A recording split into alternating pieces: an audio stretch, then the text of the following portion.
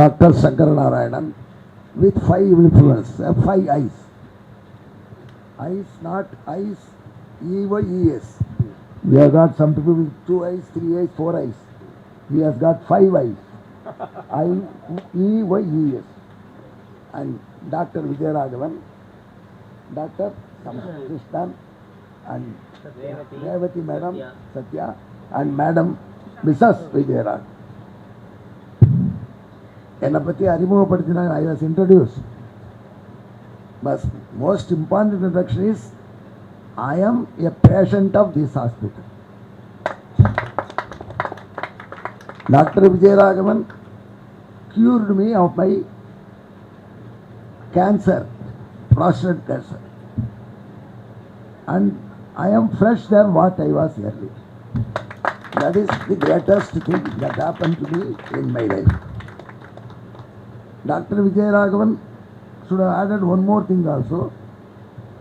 I am his Acharya Putra is okay, but I am classmate of his own elder brother, Dr. S. Vatsal. Dr. S. Vatsal, who worked with Abdul Kalam also for some time. So, I liked this hospital. First, I didn't come here as not as a patient. I came as Vijayaraghavan's Acharya Putra. He wanted me to come and see this atmosphere. When I saw the atmosphere, I never felt this was an hospital. It was an ashram. So I had a lot of craving for such a similar building, which never looked like an hospital but looked like a curing place. Dr. Vijayaraghavan is a health provider, and his hospital is an ashram, providing Shanti. I never dreamt that I would one day enter again as a patient. But it happens. I entered as a patient in 2018. But when it was to be declared that I was a patient, because a lot of confirmation has to be done, and Mr. Vijayaraghavan went through all of those things meticulously.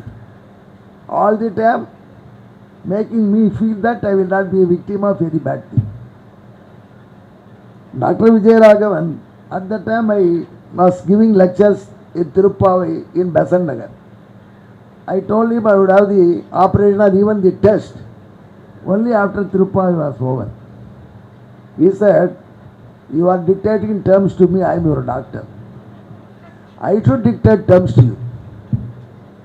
But willingly he allowed me to dictate terms. Even today, I told him I will come late. He said, come sometime. That was his great support to me. And then I went for radiation for about 45 sittings and more.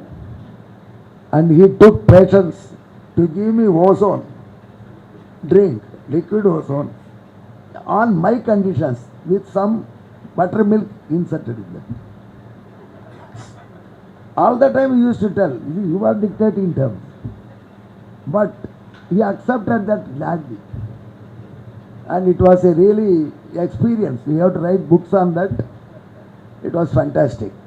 Now he told me you should talk on a topic. He said, is renunciation to be taken first or realization to be taken first?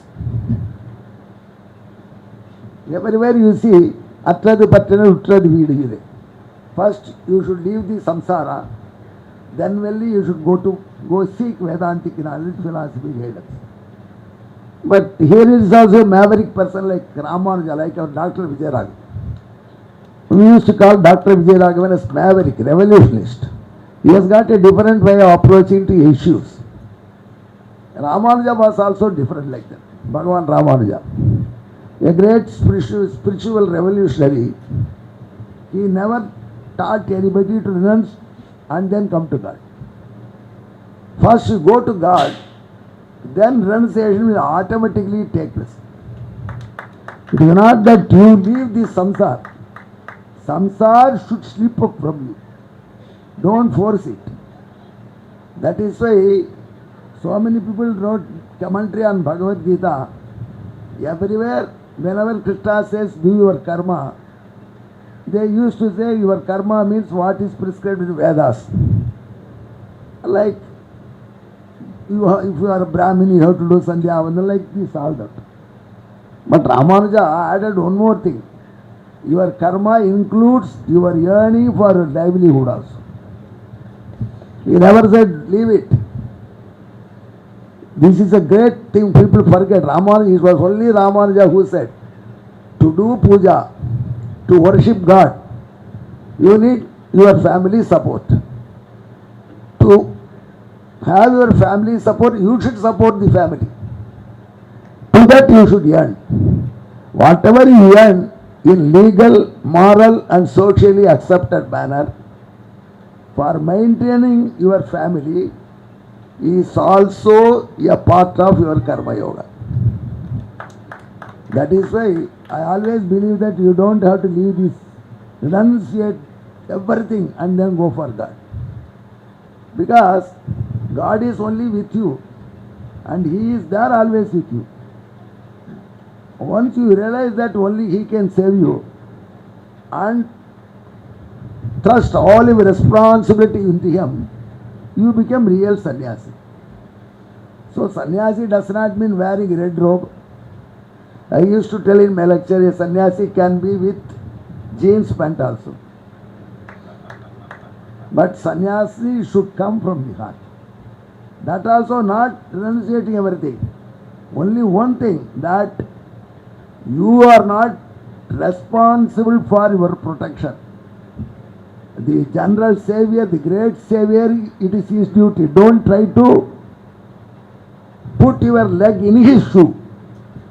He is the supreme almighty, he will take care of you. So you should do your duty in his faith and belief. This is the real sannyasa. And this is the explanation by Ramanuja for sannyasam itself. Sannyasam is submitting yourself to the Lord. Sannyasam does not mean holding a stick, holding red garment and saying that I am a sannyasi, so I need bhiksha, you provide me bhiksha and all that. It is also, there is an anecdote in Ramanuja's life. Two soldiers of a small king were so much devoted to Ramanuja. They used to take leave often from the king and come to meet Ramanuja and do some service and go. The king was so pleased with their sincerity to Ramanuja, he said, you go and stay in the mutt itself. No dismissal. Your salary will come to the mutt. Monthly salary will come to the mutt. You go and stay in the mutt. Those two soldiers one day reached the mutt and knelt at the feet of Ramanuja, said, we have come here to stay with you always to serve you. He said, well and good. Whatever there was Sishyas gave to the mutt, to Ranganatha, that prasadam was distributed to everybody. They took happily, stayed there. On the next month, first day, each of them brought some gold coin and put at the feet of Ramanuja. He said, where from you got this coin? They said, it is our salary. Salary? Who paid you salary? In the mutt, we don't pay salary. They said, the king has sent this salary to us. Then Ramanuja said, please return this salary to the king. You have not served him, so you should not take salary from him. You please thank the king and hand it over back to him. You are here. You are serving the Lord. Whatever your duty is here, for that you are fed. Those two people went to the king. He was astonished. Said, our Guru said, because you have not worked for it, we don't deserve it. Now this is the real sannyasam. But unfortunately we think that we should renunciate everything, go to forest or go to sannyasa ashram and then think of Lord. There is no better sannyasi than Dr. Vijayaraghavan. So you do your duty. Your patients are Lord Krishna for you. You serve them. They too serve who stand and wait, said Milton. But he is not standing and waiting. He is doing his service. That is Bhagavad Aradhana. See, if I am a preacher and I preach properly, I am doing service to the Lord. I should not tell wrong things. And I should also be honest to myself. I should not preach things which I don't follow. This is what Ramanuja believed in. And you will be surprised to know he never established a mutt to spread his message. Mutt, religious institution, was not established by Ramanuja. Today we hear Tirupati's years were established by him, not as religious yet. They were to serve Lord Venkateshwara. As per our system, if there is a man with family, he has to do certain duties to his family. So if his brother gets a child or his grandson is born, he is to look after those situations, so he should be kept away for 10 days as vriddhi or pollution. So those 10 days he will not be able to serve the Lord. Ramanuja therefore appointed sannyasis who were not having these limitations to serve the temple, so that service continuously went, not did stop on such occasions. He gave the duty of spreading his message and doing Vaishnava, providing Vaishnava Diksha, etc. to 74 Grahasthas. 74 Grahasthas. Now answer has come for you. None of the Ramanuja was a sannyasi. He took to sannyasam because his wavelength and his wife's wavelength did not meet. So he didn't want to disturb her. He gave her enough money to settle herself. He gave all his property to her and then took to sannyas. It was an extreme situation. But he was very clear in his mind. People should not get confused that unless they took sannyasam, they will not be able to go to the God. That is why when it came to appointing his successors, he appointed 74 family persons as successors. 74 Grahasthas. We belong to one of those 74. That is different issue. He said it is your duty to follow this from one generation to generation and spread this message of universal love to people. That was a great decision. And before after Ramanuja and up to Vedanta Deshika, almost some 250 to 300 years, Ramanuja's philosophy was looked after only by the Grahasthas. Vedanta Deshika was also a Grahastha. He never took to sannyas. But after some time, social things suddenly take over other things. So the Vishishtha Advaitins also needed much. So gradually Vanamamalamit, Parakalamat, Availment, etc. came into existence. They are also doing the service that way. But Ramanuja's foresight is so great that smaller a unit, lesser the corruption. If you go to MNC, corruption will be big level corruption. Adani level corruption as they call it, whatever it is. So, he was very sure that such a thing should not happen to his system. Even today, those 74 people, family, one or another comes forward. But you will be wondering, carrying the lamp torch to others, teaching Ramanuja's Bhashyam to students is surprisingly done only by these Grahasthas, not by any of the religious mutt heads, because they don't have time to think of anything other than maintaining their establishment. They are very much worried. They have to protect the property. They have to look after the people working under them. My maternal uncle became the 43rd Jira of Howbilamat.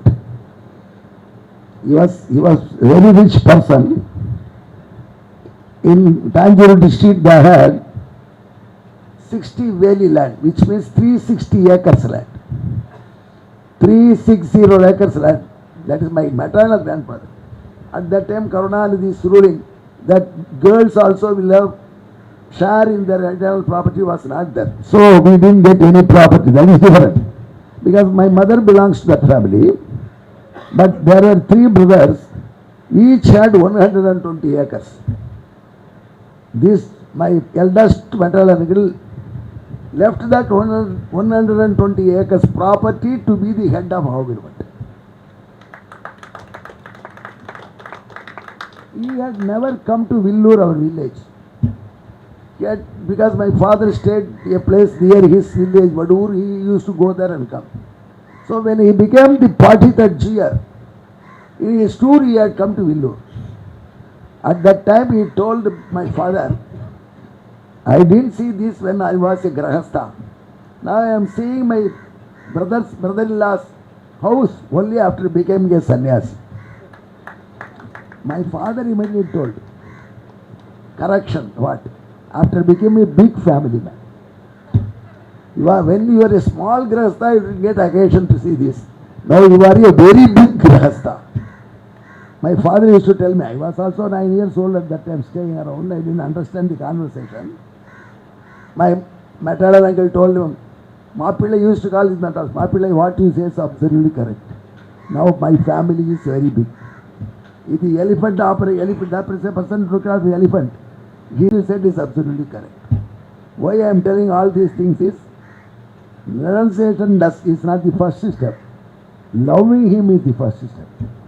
Once you love him, when you go near him, he will ensure that you are real sannyasi. Ramanuja, it is also recorded, when Ramanuja took to sannyasam, renunciation, people used to tell a mantra. They have to shout high-pitched voice, biggest decibel. Putteshanaya, Vitteshanaya, Dareshanaya, I am relieved of desire of wife, desire of son, desire of property. I have renounced everything. They have to shout like this, standing in hip level water, and shivering voice, openly. It is believed that if you shout, you will not tell lies. That is not applicable to politicians. So when it happened, Ramanuja was to say this in Kanchipuram. He said, I am renouncing all my relatives except my two nephews. The priest who was guiding the ceremony said, you can't create new mantras like this. Tomorrow someone will come and say, I am renouncing all relatives except my wife. What will happen? Ramanuja said, why should we go for renunciation? Because these relatives and others distract our attention from God and Godhood and make us think of material things. But my two nephews, they always make me think of the God. They are supporting me. So what I said is correct. I will not renounce them. Now when renouncing is what should be renounced, which is coming between us and him, should not be that. But once we go to him, once we take first step to go near him, it is his duty to ensure that no hindrance comes. He is called Tat. You know, one of the names of the Lord is Tat. What is the meaning of Tat? Tattvamasi Shveta Keto Eko Naika Savakkim Kakkim Yat Tat Padamanuttamam. Tat is one of the names of the Lord Vishnu, of Lord Vishnu. What does it mean? Parasar Bhatta says, Tat means elaborator, expander. If you have an iota of devotion towards him, you will ensure that it is expanding. If you take one step towards him, he will take 10 steps towards. Then why renunciation? So which comes the first step? Put your step first towards the Lord. Others will follow. That is what Ayvar said. Malpal manam sudippa mangayar tolpal kaivit. Don't think you should renounce your wife. First, develop affection to him. Automatically you will have your wife by your side, but as a co-devotee, not anything else. So that will come at stage. But hats off to our I am his patient. Today cheerfully I am coming and giving lectures. Nobody believes that I was also a patient. You said you do not lose hope. I said my doctor saw to it that I never lost hope. He was always there. And meticulously, he will not allow me to go for radiation unless there is sufficient iron in my blood. He will test. One day it was less. He immediately ensured that iron is injected and then I went for radiation. He will look after like a mother, and especially rowdy patients like me who never cooperate. He will say, okay, I will cooperate with you, what's last. That is how Dr. Vijay Raghavan stands apart from others. His hospital stands apart, and this ashramic surrounding makes it feel that we are never in a hospital. We are in Sandipini Ashram or Vasishtha Ashramam, and we hear Veda also always here. So, hats off to Dr. Vijay Raghavan. உங்கள் அனைவரையும் காண்பதற்காக ஏற்படுத்தப்பட்ட இந்த காணும் பொங்கலில் கண்ணுக்கு தெரியாமல் இருப்பினும் நம்மோடே இருக்கக்கூடிய இந்த ஹாஸ்பிட்டல் பேட்டர்சன் கேன்சர் சென்டருடைய patron and executive chairman doctor APJ Abdul Kalam அவர்களுடைய ஆசையும் இந்த ஹாஸ்பிட்டல் இங்கு அமைவதற்கு உதவிய Shri B Nagireddy who is also அவர் பேட்ரன் அவர்களுடைய ஆசையும் இந்த காணும் பொங்கலில் அவர்கள் காணாமல் இருந்தாலும் காணும் பொங்கல் என்று அவர்களை கூப்பிட்டு அவருடைய ஆசையுடன் இந்த ப்ரோக்ராமை தொடங்குகிறோம். ஐயர் விரும்புகிற அமாவாசை காத்திருக்காது என்பது போல் 10:30 மணி ஆகிவிட்டாலும் உடனே ப்ரோக்ராம் ஆரம்பிச்சிருது. பேட்டர்சனுடைய ஸ்டாண்டர்ட் மெத்தடாலஜி. அதனால் அவங்க லேட்டாக வரவங்க, ஏன்னா அவர் லேட்டாக வரையும் தான் சொல்லிட்டு போனார், அவருடைய பூஜையெல்லாம் முடிக்கிறதுக்கு எனக்கு 11 ஆகிடும், 11க்கு பிறகு 11:30 தான் வருவேன்னு. இந்த மீன் டைம் வாஸ்கி சார் ரெக்வஸ்டட் நான் சீக்கிரம் பேசிவிட்டு அவார்டு வாங்கிட்டு சீக்கிரம் போகணும் அப்படின்னு. அதுக்கேற்ற மாதிரி கடவுள் கரெக்டாக அரேஞ்ச் பண்ணி கொடுத்துருவார். ஸோ அவர் தான் முதலாக இருந்தாலும் சங்கர்நாராயண் சார் முடிஞ்ச உடனே வாஸ்கிக்கு அவார்டு வர மாதிரி வந்துடும். ஸோ இந்த ப்ரோக்ராமுடைய தத்துவம் என்ன அப்படின்னா, பி நாகிரெட்டி அப்படிங்கிறவர் ஒரு மல்டிபேசட்டட் பர்சனாலிட்டி. அவர் மேஜராக 5 ஐட்டமை இன்ட்ரடியூஸ் பண்ணார். ஒன்று, அவரே ஒரு ப்ரொடியூசர், பிஸ்னஸ் மேன். ரெண்டாவது, he is a journalist by Ambuli Mama, and he is also running a press, and he is a very powerful media person, and he was repeatedly association president இருந்திருக்கிறாரு. Along with that, he has also produced multiple movies, more than 50 movies, directed one movie I think, and he has been awarded Padma Shri. Along with that, எல்லாம் முடிச்சு கூட ஒரு satisfaction எதில் வந்தது அப்படின்னா, to serve public directly by creating an institute called Vijaya Medical Education Trust. அதை சக்ஸஸ்ஃபுல்லாக பண்ணார். பண்ணும்பொழுது அதில் ஒரே ஒரு சின்ன ப்ராப்ளம் என்ன இருந்ததுன்னா, அவருக்கு கேன்சர்னால் பயம், அதான் மெயின் காரணம். அதனால் 22 வருஷம் ஆகியும் இந்த ஹாஸ்பிட்டலில் எல்லா ஃபெசிலிட்டிஸும் இருந்தோம், கேன்சருக்கான ஃபெசிலிட்டிஸ் இல்லாமல் இருந்தது. அந்த நேரத்தில் நான் ராய் மெமோரியலில் 91 கேன்சர் இன்ஸ்டியூட் அடையாரில் ரீடர் ரேடியோ தெரபிஸ்டாக இருந்து வெளியே வந்துட்டு கேன்சர் இஸ் க்யூரபிள் அப்படின்னு காட்டணும் அப்படிங்கிறதுனால, ஏன்னா எல்லா ரிசர்ச் இன்ஸ்டியூட்டும் டாக்டர் சங்கர் நாராயண் அழகாக பாயிண்ட் அவுட் பண்ண மாதிரி they have got a new molecule. அது 100 பேருக்கு வைத்தியம் பண்ணோம், 40 பேருக்கு வேலை பண்ணிச்சு, 20 பேர் கேன்சரோடய இருக்காங்க, 40 பேர் இறந்துட்டாங்க. அதனால் இட் இஸ் எஃபெக்டிவ் இன் 60% சொன்னால் அடுத்த மாலிகூல் வந்துடும், அதுக்கு ஃபண்டும் வரும். That is how the whole system was working all over the world. Unfortunately, the Indian education system does not have a concept called research. MBBS லெவல்லையும் ஒன்று இருக்கிறது இல்லை, எம்டி லெவல்லையும் ஒரு தீசிஸ் ரைட்டிங் ஏதோ ஒன்று வச்சுட்டு இண்டிவிஜுவலாக ஒருத்தருடைய டேலண்ட்டை கலப்புறதுக்கான வழி இல்லாமல் இருந்தது. இது ரெண்டையும் மனசில் வச்சுட்டு நான் வெளியில் கேன்சர் இஸ் க்யூரபிள்னு பண்ணுறதுக்காக 91 to 2000 for 10 years I treated only 1100 patients irrespective of the stage, and all of them are doing well. So இவர்கள் எனக்கு காசு கொடுத்து then they started a similar institute to be done, especially with research orientation வேணும் அப்படின்னு கேட்டதுனால Kalam sir போய் approach பண்ணி கேட்டேன். அவர் without any hesitation I will join you, let us go for a cancer free society அப்படின்னு ஆரம்பிச்சிட்டார். அவர் எப்போவுமே உள்ளுவதெல்லாம் உயர் ஊழல் தான், ஆர்டினரியாக நினைக்க மாட்டார். அவர் வந்து பேசிகிட்டு இருக்கும்போதே சார், எனக்கு 25 வருஷமாக ஃப்ரெண்டாக இருக்கிறதுனால பேசிகிட்டு இருக்கும்போது எப்படி பேசுவார்னா, ஒரு ஏரியாவில் அட்வொகேட் இருந்தானா அங்கே ஒரு கேஸுமே இருக்கக்கூடாது, ஒரு ஏரியாவில் டாக்டர் இருந்தானா அங்கே ஒரு வியாதியுமே இருக்கக்கூடாது, இப்படி தான் ஆரம்பிப்பார் பேசும்பொழுது. So the way in which a visionary things is different from a way in which we ordinary people think. That's how he used to speak and then say, நீ கேன்சர் பார்க்குற இல்லை, கேன்சர் ஃப்ரீ சொசைட்டி பண்ணிவிடும் அப்படின்ட்டு கூடவே இருக்கேன்னு சொன்னார். பாவம், I was not lucky enough to keep him around. Our target is by 2030 we will be able to establish the formula how to create a cancer free society.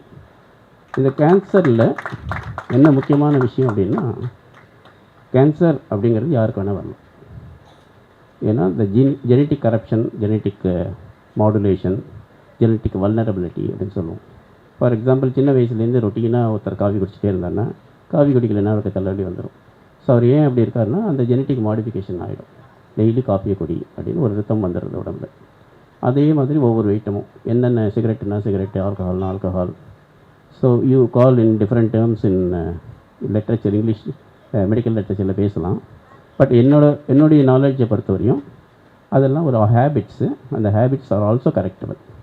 அந்த மாதிரி வரும்பொழுது இந்த கேன்சரும் one among those conditions in which multivarious பர்சனாலிட்டின்னு sir சொன்னார். மல்டிவேரியஸாக இருந்தாலும் the vulnerability for cancer is running in the gene and an external factor has to come and then it has to touch. அப்போ தான் அது கேன்சராக மாறும். பட் இங்கே பார்த்ததில் எங்களுடைய ரிசர்ச்சில் 70% of the cancers are only because of depression and especially in women. அதனால் depression is a very strong precipitating factorனால நாங்கள் எல்லோரும் ஆன்டி டிப்ரெசண்ட்டாக யூஸ் ஆகி காமெடி அடிச்சுட்டு இதை பற்றி கவலைப்படாதீங்கன்னு சொல்லி அந்த டிப்ரெஷன்லேருந்து வெளியில் கொண்டு வருவோம். சில டிப்ரெஷன் பணத்தினால இருக்கும், சில டிப்ரெஷன் மாமியார்னால் இருக்கும். என்னுடைய முதல் அனுபவமே இந்த ரிசர்ச்சில் எப்படி ஆரம்பிச்சதுன்னா, டெல்லியில் தான் ஆரம்பிச்சது. ஒரு ஸ்டேஜ் 3 breast கேன்சர்ஸ் எடுத்துகிட்டு American literatures in 1980s it will be showing about 45% survival ரேட்னு இருக்கும். நம்ம ஊரில் வந்து ஐசிஎம்ஆர் ரிசர்ச்சில் 27% தான் இருக்கும். அந்த 27% எப்படி 45 ஆக்கிறதுன்னு பார்த்து ஆரம்பிக்கும்போது தான் நான் வீடு வீடாக போக ஆரம்பித்தேன். போயிட்டு 100 breast கேன்சர் வீட்டுக்கு போவேன். Punjabis mainly in Delhi. அவங்க வீட்டில் ஃப்ரண்ட் ரூம் ரொம்ப அழகாக இருக்கும், பின்னாடி ஒரு ஜங்க் இருக்கும், எல்லோரும் அங்கே தான் இருப்பாங்க. எல்லாமே கவர்மெண்ட் குவார்ட்டர்ஸ். அந்த லேடி காலையில் எந்திரிச்சு அரௌண்ட் 4 o'clock எழுந்தானா எல்லாருக்கும் டீ போட்டு பிரேக்ஃபாஸ்ட் முடித்து பசங்களை ப்ரிப்பேர் பண்ணி, அண்ட் எல்லாம் மாமியார் மாமனார் மச்சினி எல்லோரும் வேலைக்கு போவாங்க. இவ தான் அந்த பிவட் மாதிரி மூத்த மருமகளை வரவளுக்கு இதான் அங்கே வேலை. எல்லாருக்குமே பண்ணி சுற்றி முடித்து துணி எல்லாத்தையும் கலெக்ட் பண்ணி வாஷ் பண்ணி வச்சுட்டு 12 மணிக்கு டப்பா வாலான்னு வருவோம். அவங்களுக்கு எல்லாேருக்கும் லஞ்சு பேக் பண்ணி அனுப்பிச்சிட்டு 4 மணிக்கு சில்ட்ரன்லாம் திரும்பி வரும். அவங்க யூனிஃபார்முக்கு டீ குடிப்பாட்டி வச்சு அவங்களுக்கு டீ கொடுத்துட்டு நைட் சாப்பாடு போட்டு ஹஸ்பண்டை பார்த்துட்டு தூங்கணும். மறுபடியும் அடுத்த நாள் காத்தால் 4 மணிக்கு எழுந்துக்கணும். இதுதான் அவளுடைய லைஃப். இதுலேயே நிறையா திட்டு வாங்குவோம் மாமியார்ட்டையும் மாமனார்ட்டையும். அந்த மாதிரி போகும்பொழுது அந்த process of it, if she develops cancer and biopsy it stage 3 இதுக்கு சர்ஜரி பண்ண போகிறேன்னொடனே ஆட்டோமேட்டிக்காக அவளுக்கு 4 விஷயங்கள் வருது.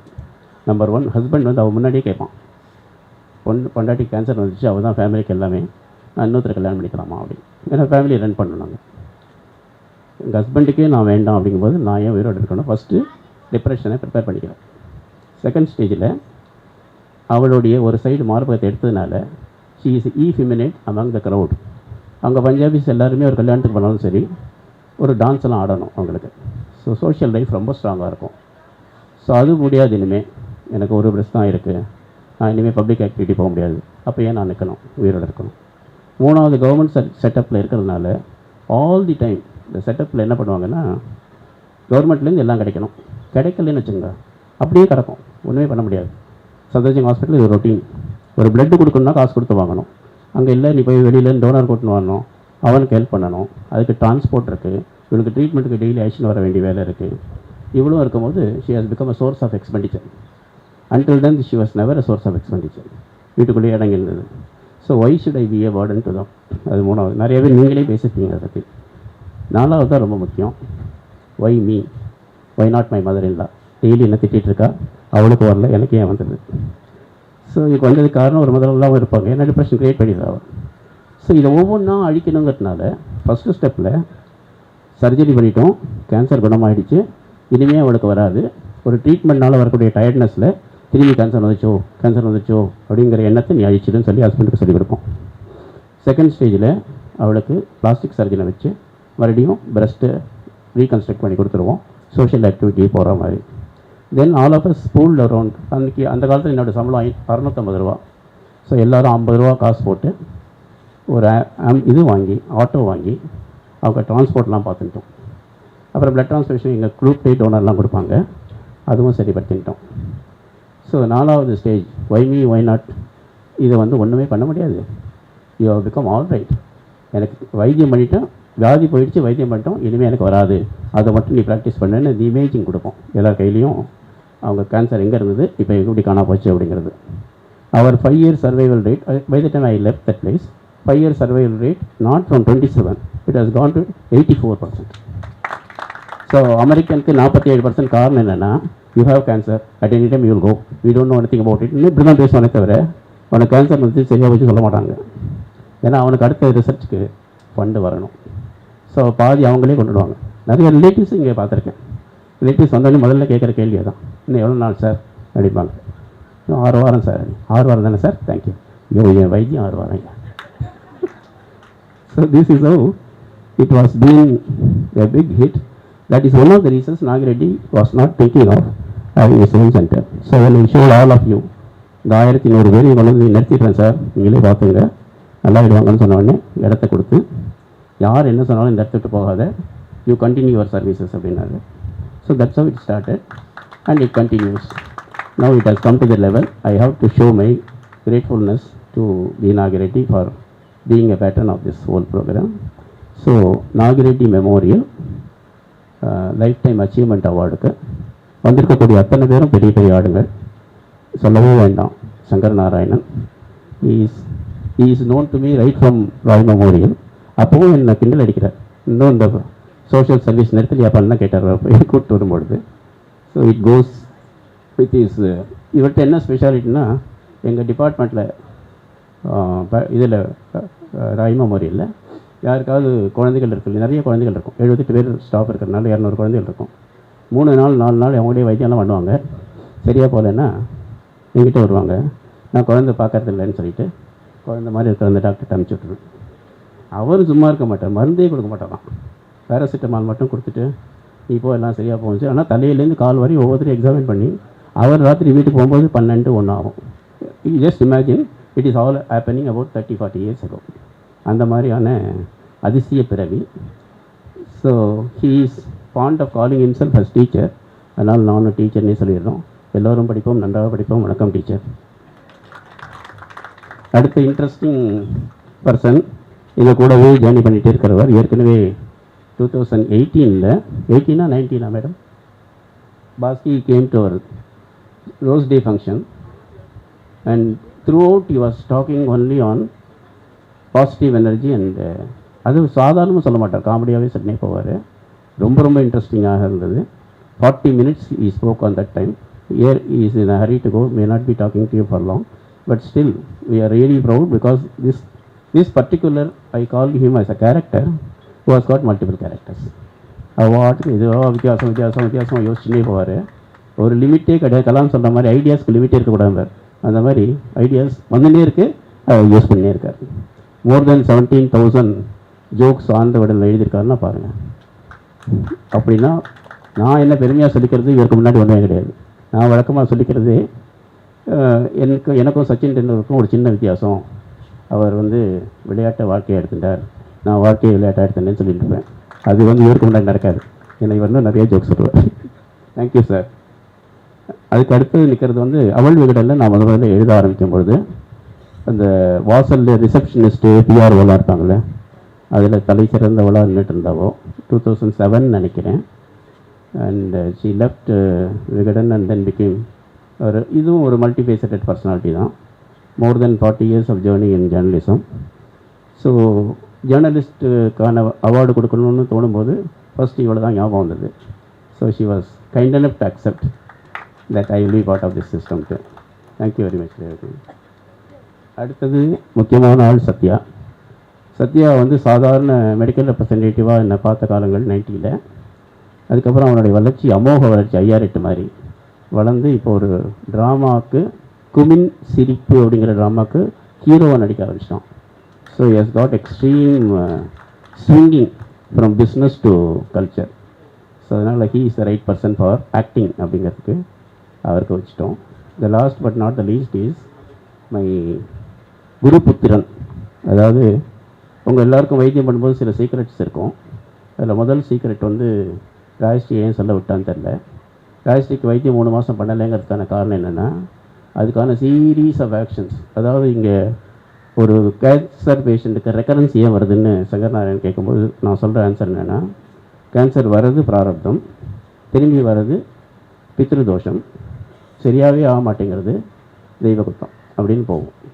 வந்த உடனே பட்டுன்னு போயிடுவாங்க. லிக்யூமியாமா 15 நாள் கூட 20 நாள் கூட இருக்காது, டக்குன்னு போயிடும். ஸோ இந்த மாதிரியாக 3ஆக பிரிச்சுட்டேன் ஸ்பிரிச்சுவல் சைடில். அந்த மாதிரி பிரிக்கும்பொழுது பிராரப்தம் நான் பார்த்துட்டுருவேன், பித்ருதோஷமும் தெய்வ குத்தமும் அவங்க தான் பார்த்துக்கணும். அதனால் எல்லோரும் அவங்க குலதெய்வத்தை போய் பார்த்துட்டு வந்து அனுப்பிச்சிடுவேன். அதுக்கப்புறம் வாட் எவர் பித்ருதோஷம் ஆர் எஸ்டிமேட்டட் எல்லாத்தையும் முடிக்கிறதுக்கு அவங்களுக்கு ஒரு 2-3 months ஆகிடும். எப்படியும் ஸ்டேஜ் 4 இருந்தாலும் நான் தான் வைத்தியம் பண்ண போகிறேன். அதனால் எனக்கு ஒன்றும் பிரச்சனை கிடையாது. ஸோ அது பாட்டுக்கு விட்டுடுவேன். எல்லோரும் அவங்க பூஜையை முடிச்சுட்டு தான் வருவாங்க. ஸோ இந்த பூஜையை முடிக்கிறதுக்கு டைம் எடுத்தது. அது இட்ஸ் அ மஸ்ட். இந்த ரெக்கரன்ஸ் வராமல் இருக்கிறதுக்கு ஜெனட்டிக் காரணம் இல்லை, பித்ருதோஷம் நிவர்த்தி ஆனது தான் அப்படிங்கிறத ஸ்ட்ராங்காக நம்பக்கூடியவர் தான் இப்போது வரக்கூடிய கருணாகராச்சாரியார். அந்த கருணாகராச்சாரியாருடைய ஸ்பெஷாலிட்டி என்னென்னா, he is more than a religious person, a very highly intellectual and keen on religious harmony. அதுக்கு நிறைய வேலை பண்ணியிருக்கார். ஸோ இவர் சாரும் அப்படி தான் நிறையா ஆன்மீகத்து சைடில் போய் நாகிரெட்டி சார் அங்கே வைகுண்டம் காம்ப்ளெக்ஸ் கட்டி ஃபஸ்ட்டு பேஸ் முடிச்சு செகண்ட் பேஸ் முடிக்கிறதுக்குள்ள வந்துட்டாருங்க. அதுதான் அந்த ஹாஸ்பிட்டல் கட்டினார். So he will be the apt person for the ஆன்மீகம் அப்படின்னு அதை விட்டுட்டோம். ஸோ ஒரு டாக்டர், ஒரு ப்ரொடியூசர், ஒரு ஆக்டர், ஒரு ஜேர்னலிஸ்ட் அண்ட் 1 ஆன்மீகம், 5 பேருக்கு தான் அவார்டு இருக்குது. Thank you very much.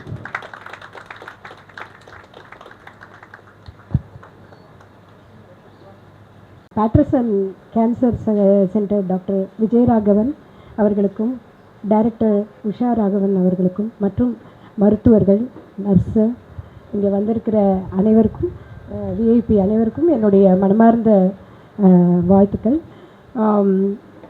அதாவது இப்போ அவர் வந்து பேசிட்டு போனார், எவ்வளோ ஒரு காமெடிசன்ஸ் இருந்தால் நம்ம மைண்டும் எந்த அளவுக்கு ரிலாக்ஸ் ஆகுதுன்னு.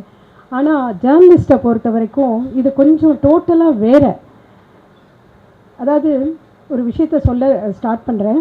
ஊக்குவிக்க ஆள் இருந்தால் ஊக்குவிக்கவன் தேக்குவிப்பான். இது வந்து வாலியோட ஒரு கவிதை. இந்த கவிதை என்னோடய லைஃப்பில் நிஜமாகவே ஒரு சக்ஸஸ் ஸ்டோரிக்கு இது ஒரு முக்கிய உதாரணமாக இருந்திருக்கு. ஸ்டார்டிங் எங்கள் அப்பா வந்து விகடனில் கார்ட்டூனிஸ்டாக இருந்தார், வாணின்னு பேர். அவர் தான் என்னை வந்து நீ எப்படியாவது விகடனுக்குள்ளே வரணும் அப்படிங்கிறதுல ரொம்ப ஆர்வம் காட்டினார். அதுக்கேற்ற மாதிரி நானும் விகடனுக்குள்ளே நுழைஞ்சேன். ஸ்டார்டிங் வந்து நீ ஒரு பத்திரிக்கையாளராக என்னால் அந்தளவுக்கு நாலேஜ் கிடையாது, ஆனால் ஒர்க்கில் வந்து ரொம்ப ஆர்வம் உண்டு. பிஆர்ஓவாக இருந்துட்டு நிறைய கட்டுரைகள் எழுதுறது, சின்ன சின்ன விஷயங்கள் எல்லாம் ஜோக்ஸ் எழுதுறதுன்னு ரொம்ப ஆர்வமாக பண்ணியிருந்தேன். ஒரு கட்டத்தில் வந்து விகடன் வந்து 2ஆக பிரிஞ்சுது, ப்ரெஸ் ஒன்று, எடிட்டோரியல் ஒன்றுன்னு. அந்த டயத்தில் நீங்கள் எடிட்டோரியலுக்கு வரீங்களா, ப்ரெஸ்ஸுக்கு போகிறத விட எடிட்டோரியலில் இருக்கிறது பெட்டர்னாரு. நான் அந்த டயத்தில் எடிட்டோரியலுக்குள்ளே நுழைஞ்சேன். விகடன் ட்ரஸ்ட்டு முழுக்குமே ஒர்க்கை நான் தான் பார்த்துட்டு இருந்தேன். அதில் வந்து இப்போ ஒரு உதவி கேட்டு வராங்க, ஒரு மருத்துவ உதவி இல்லை ஒரு வாழ்க்கைக்கு ஏதாவது ஒரு ஆதாரத்துக்காக ஹெல்ப் கேட்டு வர்றவங்களுக்கு வந்து அந்த இதில் போய் நேராக பார்த்து அவங்களுக்கு என்ன தேவைங்கிறத நாங்கள் செய்யணும். அந்த மாதிரி ஒரு தருணத்தில் நிறைய மருத்துவ உதவி கேட்கும்போது அவங்க வீட்டுக்கு போய் பார்ப்போம். இது மருத்துவ டாக்டர் சர்டிஃபிகேட்டை தாண்டி அவங்களுக்கு நிலைமை எப்படி இருக்குன்றதை பார்த்துட்டு அவங்களுக்கு ஹெல்ப் பண்ணுறது என்னோடய வழக்கம். அதில் என்னென்னா, ஒரு வாட்டி ஒருத்தர் வந்து தையல் மிஷின் கேட்டிருந்தாங்க. நான் வந்து போயிருந்தேன். அவங்க வீட்டுக்கு போயிருந்தபோது வீடு மாடியில் கூட்டிகிட்டு போனாங்க. ரொம்ப ஆர்டினரியாக இருந்தது. சரி இவங்களுக்கு கொடுக்கலாம் அப்படின்னு சொல்லிட்டு பேசிவிட்டு நான் வெளியில் வரைச்சியே ஒரு லேடி ஓடி வந்தாங்க.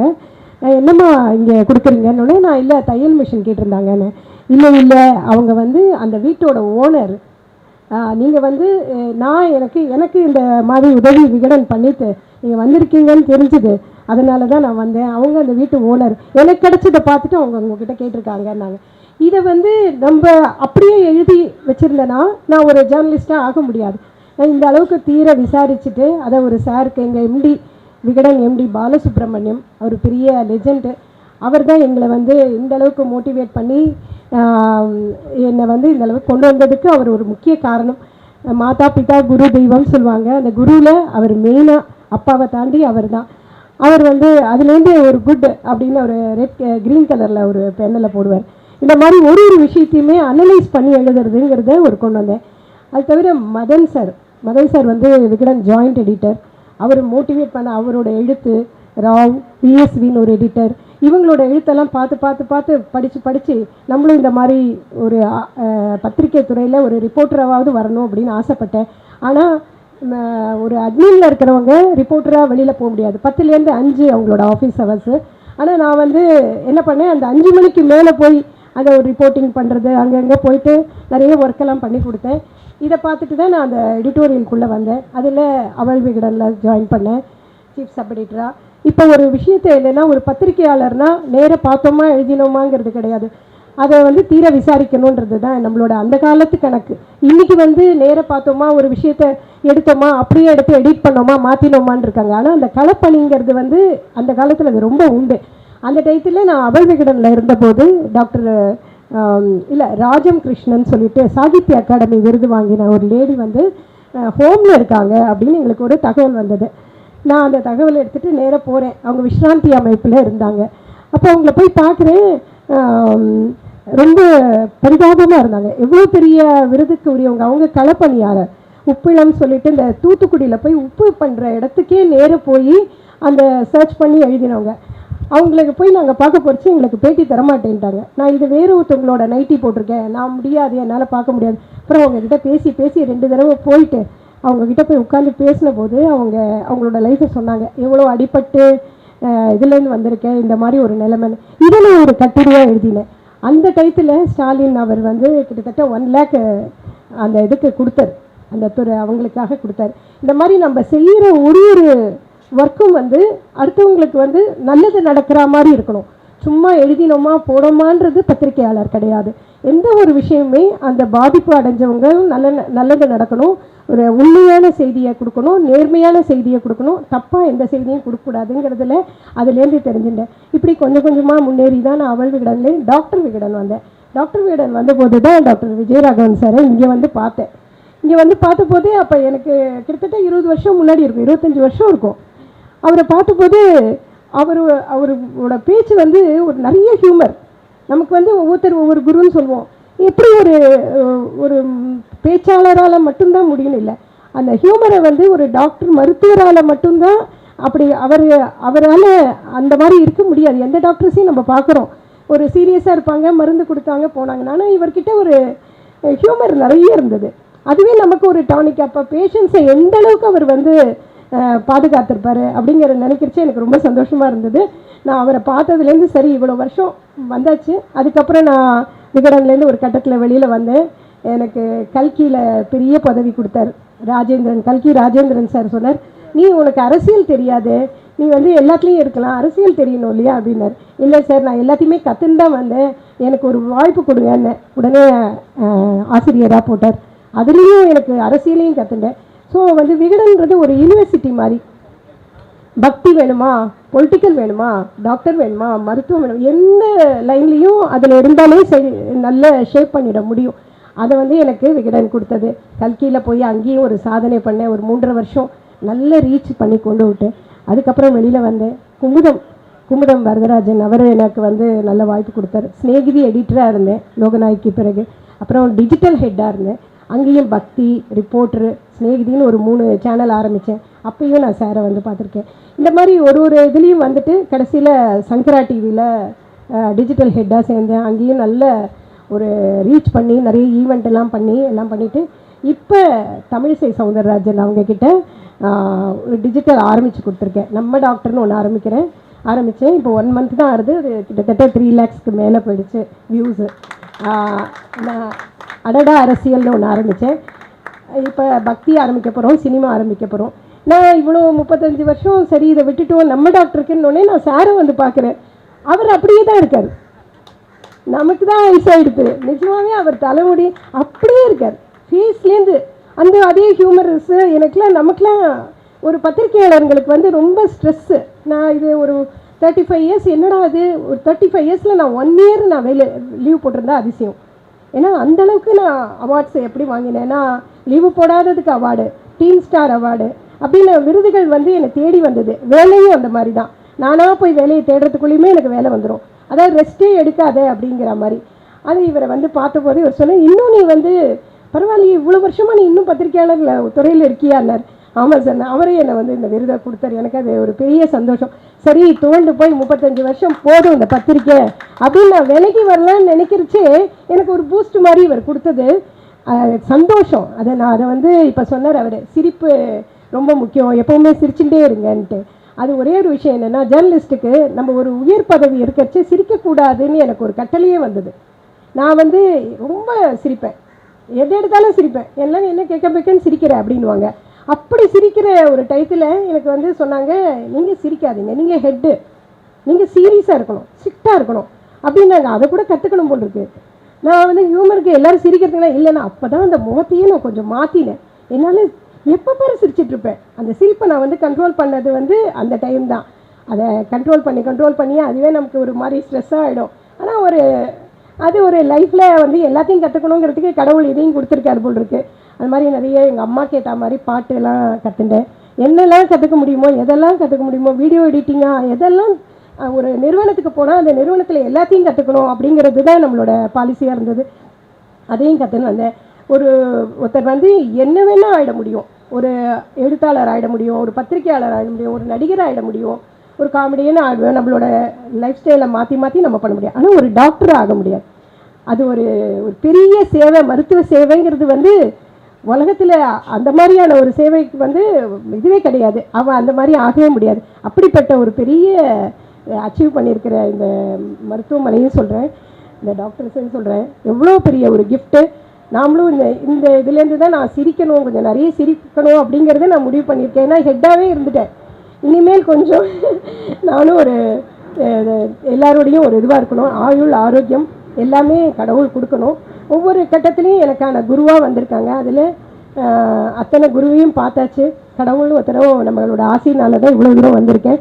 இது மாதிரி சாரும் எனக்கு ஒரு குரு மாதிரி தான், மிஸ்ஸஸும் எனக்கு குரு மாதிரி தான். இந்த நிறுவனத்தில் எல்லாரும் ரொம்ப சந்தோஷமாக இருக்காங்கன்னா அவ்வளோ பெரிய நோய்களுக்கும் ஒரு தீர்க்கக்கூடிய ஒரு பெரிய இதுதான் இது.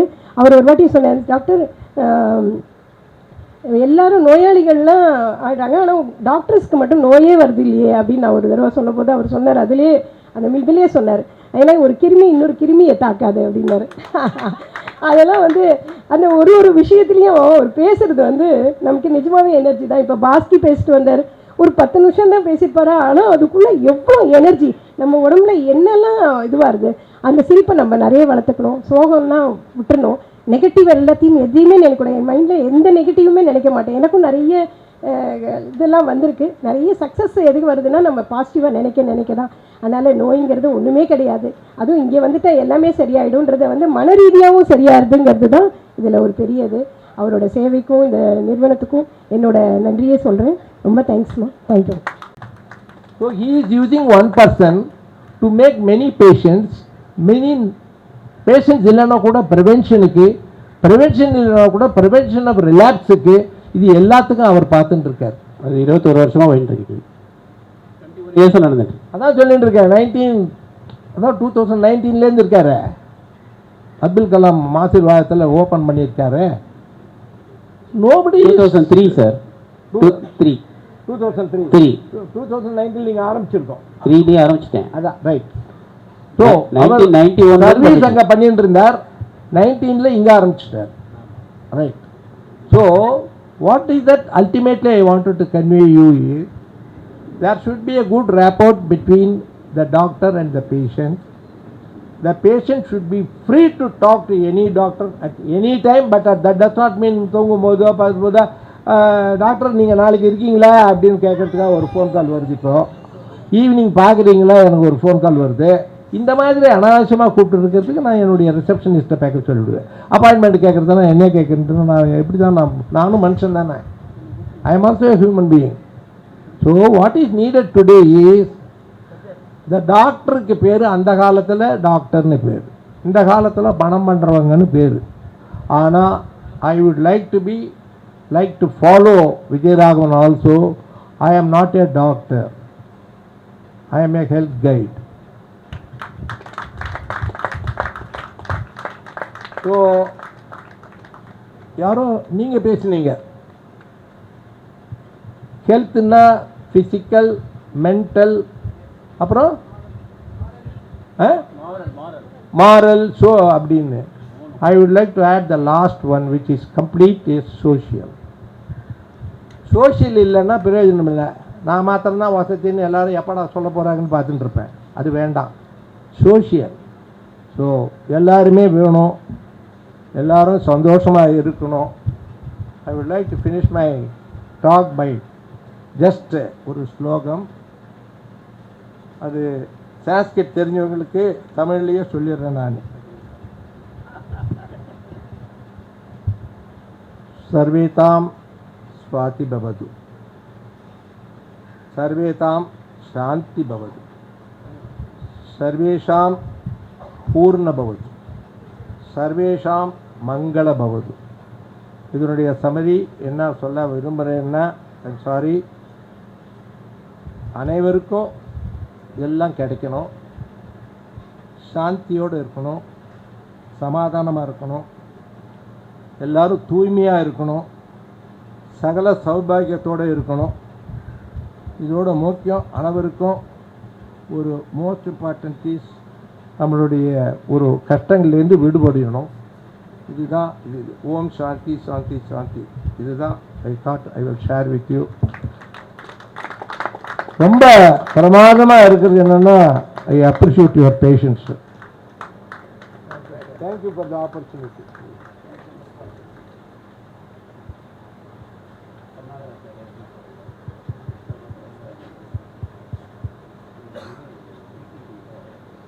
நெக்ஸ்ட் ஐ லைக், ஆனால் ஒரு வார்த்தை கூட நம்ம வாயிலேருந்து வராது.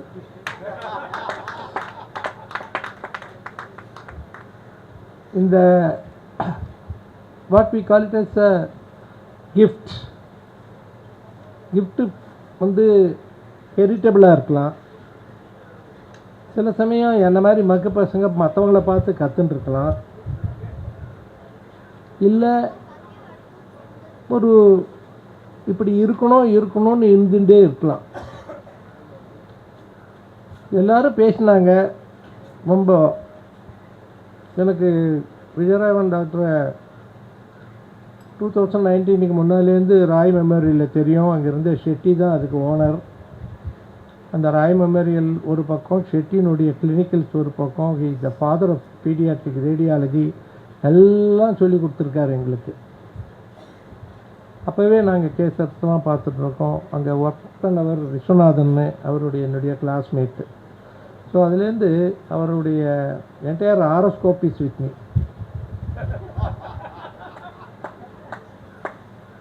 நவ் அவர் அன்னிலேருந்து அங்கேருந்து இங்கே கிளம்பி he has made something.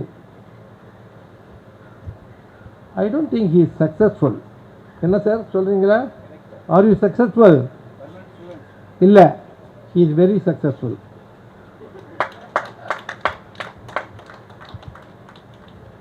ஒருத்தருக்கு ஒரு லைஃப்பில் சக்ஸஸ்ஃபுல் லைஃப் அப்படின்னு எடுத்துட்டா, தயவுசெய்து I want people to interact with me. Then only you are also enjoying my talk. I always interact with the people. I have given talk in business association, general managers. I have given talk with so many things, innumerable. The question is that people love to be there. One thing which is very unique in this session is, number one, organization. Number two, patient hearing. எப்போ ஆரம்பித்தோமோ ஒருத்தர் கூட அவங்க சீட்டு விட்டு எழுந்து போகவே இல்லை. I even feel that whether they may have developed the bed source. அவ்வளோ தூரம் உட்காந்து மூச்சு விட்றாங்களா என்ன இதுன்னு தெரியல. ஒரு டெம்டிங் என்னன்னாக்கா, he has arranged a nice lunch also, which we also simultaneously enjoy hearing enjoying eating. நான் ஒருத்தருக்கு ஒரு சக்ஸஸ்ஃபுல் லைஃப் இருக்கணும்னா என்ன தேவை இன்னைக்கு? தயவுசெய்து யாராவது ஒருத்தர் சொல்லுங்கள். மேடம் நீங்கள் தான் பெஸ்ட்டு பேங்கர், நீங்கள் ஒரு வார்த்தை சொல்லுங்கள். சக்ஸஸ்ஃபுல் லைஃபுக்கு என்ன தேவை?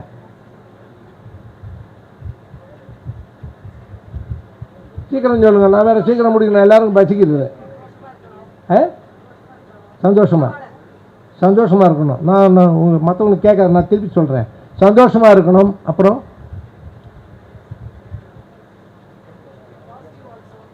பாசிட்டிவ். அப்புறம்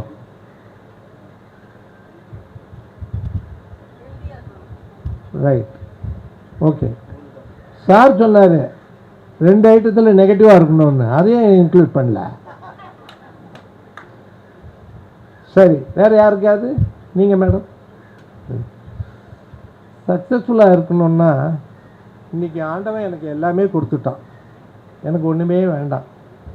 ஒய்ஃப் இஸ் எ பீடியாட்ரிஷியன், அவள் இல்லைன்னா நான் இந்த ஸ்டேஜுக்கு வந்திருக்க முடியாது. I will always call her as my base maker.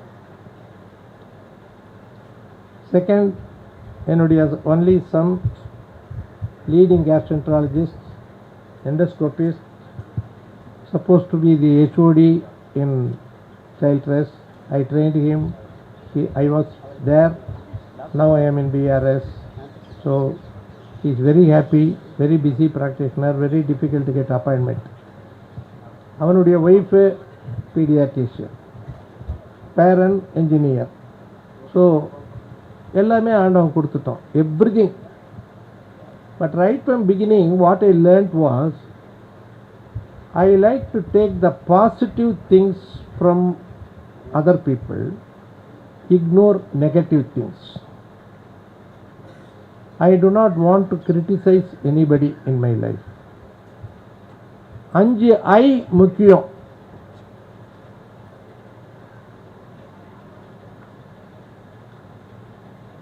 நமஸ்காரம். உட்காந்து.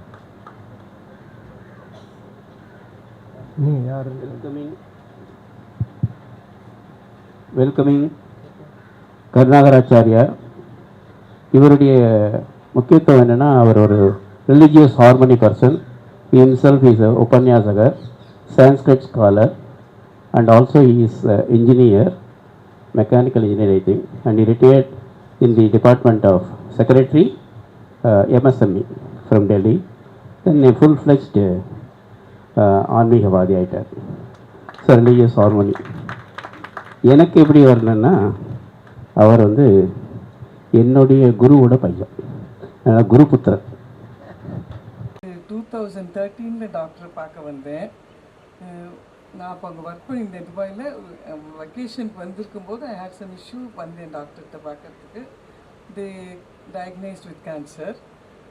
அதுக்கப்புறம் டாக்டர் கொஞ்ச நாளைக்கு டயட்டில் இருக்க சொன்னார், ஒரு 2-3 months. டயட்னா என்ன, நல்லா சாப்பிட்ணும், கரெக்டாக சாப்பிட்ணும், அண்ட் வாட்டர் குடிக்கணும். அது வாட் எவர் ஹீ சைட் நான் அதை அப்படி கரெக்டாக ஃபாலோ பண்ணி வந்தேன். ஒரு 2-3 monthsக்கு அப்புறம் he ask me to go to Apollo hospital. ஒரு சர்ஜன் பார்க்க சொன்னார். சர்ஜன்ட்ட போய் எப்போ ஆப்ரேஷன் ஃபிக்ஸ் பண்ணிட்டு வா அப்படின்னார். சரி, doctor Hemanth Raj, now I think is in Adyar cancer இன்ஸ்டியூட்டில் இது வந்தீங்கன்னா இருக்கார். So I went to him. அவர் பார்த்துட்டு, கேன்சரை ஒன்றுமே இல்லையே, நான் எதை ட்ரீட் பண்ணுறது, எதை நான் ஆப்ரேஷன் பண்ணுறது அப்படின்னார். எனக்கு ஒன்றும் புரியல அவர் சொன்னது எனக்கு. ஸோ இத்தனை நாளாக எனக்கு இருந்ததா இல்லை என்ன ப்ராப்ளம் புரியல எனக்கு. நான் டாக்டர்கிட்ட பேசிக்கிறேன், நீங்கள் போங்க அப்படின்ட்டார். அப்புறம் டாக்டர் சொன்னாரா, நான் எனக்கு வேலைக்கே உழ வச்சுருவோம் போல இருக்கே, ஒன்றுமே இல்லையே இங்கே, நீ பாட்டுக்கு சர்ஜரி அனுப்பிச்சிருக்கே அப்படின்ட்டு இருக்கார். ஸோ அது இல்லைன்னு சொல்லிட்டா கம்ப்ளீட்டாக. தென் எனக்கு திரும்பி ஊருக்கு போகணும், எனக்கு ஒர்க் இருந்தது. ஸோ டாக்டர் சைட் ஓகே நீ போ, பட் ராத்திரி உனக்கு தூக்கம் வராது if I don't give you the treatment அப்படின்னார். ஸோ அது ஐ நோ சர்ஜரி, ஒன்லி இதுதான் கீமோ அண்டு இது ரேடியேஷன். நல்லா எடுத்து நடுவில் ஊருக்கு போயிட்டு வருவேன், அங்கே போய் கொஞ்சம் ஒர்க் பண்ணிட்டு வருவேன், கொஞ்சம் அமெரிக்கா போயிட்டு வருவேன், நடுவில் பிரேக் கொடுப்பேன், போயிட்டு வருவேன். பட் வெளியில் சாப்பிடவே மாட்டேன். ஐ கேரி மை ஓன் ஃபுட், தண்ணி எப்போவுமே வச்சுப்பேன், ஃப்ளைட்டில் போனாலும் எடுத்துன்னு போயிடுவேன் கையில். So I was following that. அப்புறம் ட்ரீட்மெண்ட் ஆரம்பித்து முடிஞ்சதுக்கப்புறம் it is about now 11-12 years ஆகிடுது. Absolutely fine. ஐம் பாட்டுக்கு ஐம் நார்மல். பட்டு சிலதெல்லாம் டாக்டர் சொல்கிறதெல்லாம் ஃபாலோ பண்ணிகிட்டே இருப்பேன். அதை மாற்ற மாட்டேன். அதை வெளியில் சாப்பிட மாட்டேன், கட்டாயம் சாப்பிட மாட்டேன். வேறு எங்கே ராத்திரி சீக்கிரம் சாப்பிடணும், அது நிறைய சொல்லியிருக்கிறவர். அதை தண்ணி குடிக்கணும் நிறையா. அதெல்லாம் பண்ணி நான் எப்போ நான் இங்கே வரச்சையும் டாக்டர் வந்து ஆஸ் அ ஃப்ரெண்டுன்னு சொல்கிறத விட என்னோட தெய்வமாக அவர் வந்து பார்த்துட்டு போவேன், நமஸ்காரம் பண்ணிட்டு போவேன், அவ்வளோதான். வேறு ஒன்றும் ட்ரீட்மெண்ட் கிடையாது. இப்போ நோ மெடிசன், அப்சல்யூட்லி நத்திங். இப்போது ஐ எம் அப்சல்யூட்லி ஃபைன் தான் சொல்லணும்னு நினைக்கிறேன். இனிமேல் திருப்பி டாக்டர் வெய்வர் சில டைம் நான் சரியாக அதை ஃபாலோ பண்ணலைன்னாக்கா கரெக்ஷன் பண்ணிகிட்டே போவேன். என்ன டயட்டு என்ன நான் ஃபாலோ பண்ணுங்கிறத கரெக்ட் பண்ணிகிட்டே போவேன். தேங்க்யூ. ஐ திங்க் இன்றைக்கி கூட ஒரு சின்ன கரெக்ஷன் சொன்னேன். வளையல் வளராது, ஆனால் நீ வளர்ந்துருக்க, கையை போய் கடிக்கிறது பார்த்துக்கோ. Establish how to start. அதே மட்டும்தான். ஒருத்தர் வந்து ப்ரௌசிங் சென்டரில் இருப்போம், இன்னொருத்தர் வந்து இன்னொரு வேலையில் இருப்போம். அதுக்கு நடுவில் டாக்டர் விஜயராகவன் வந்து ஒரு பெரிய இன்ஜினியர் கூட. ஏன்னா உள்ளே இருக்கிற செவரெல்லாம் இன்ச்சு டேப்பெல்லாம் அளந்தது எனக்கு இன்னும் மாதிரி இருக்குது. ஏன்னா இந்த செவருக்கு வந்து இவ்வளோ வேணும், இந்த செவருக்கு அவ்வளோ வேணும், அதெல்லாம் வந்து டாக்டர் மறக்கவே முடியாது. Doctor so nice of you in fact for conferring for this lifetime achievement award. இன்னைக்கு நான் லைஃப் கேர் ட்ரக்ஸில் பார்ட்னராக ஓரளவுக்கு வந்து டு அன் எக்ஸ்டென்ட் நல்லா பண்ணிட்டு இருக்கேன். அண்ட் நிறைய சர்வீசஸும் லைன்ஸ் கிளப் மூலியமாகவும் அதர் விஷயங்கள் மூலியமாகவும் பண்ணிட்டு இருக்கேன். ப்ளஸ் எஸ்பி கிரியேஷன்ஸில் for my passion I am an actor for all their 3 projects actually. Very few people in SB Creations. ஒரு 3 பேர் இருக்கும். அந்த 3 பேர் தான் 3 பிள்ளையிலையுமே இருக்கும். ஸோ அந்த ஒரு ப்ரிவிலேஜ் எனக்கு எஸ்பி கிரியேஷன்ஸ்லேயும் இருக்குது. And thank you so much. இங்கே வந்திருக்கிற எல்லாருக்கும் இன்ஃபேக்ட் ரொம்ப சந்தோஷம். எங்கள் அம்மா எனக்கு முன்னாடி உட்காந்துருக்கா, என் சிஸ்டர் இருக்கா, என் மதர்-இன்-லா இருக்கா, என் பிரதர்-இன்-லா இருக்கா. So nice to have you all and all my company people are there. So thank you so much for all, and it's a greatest day in my life, I can tell you. Thank you so much.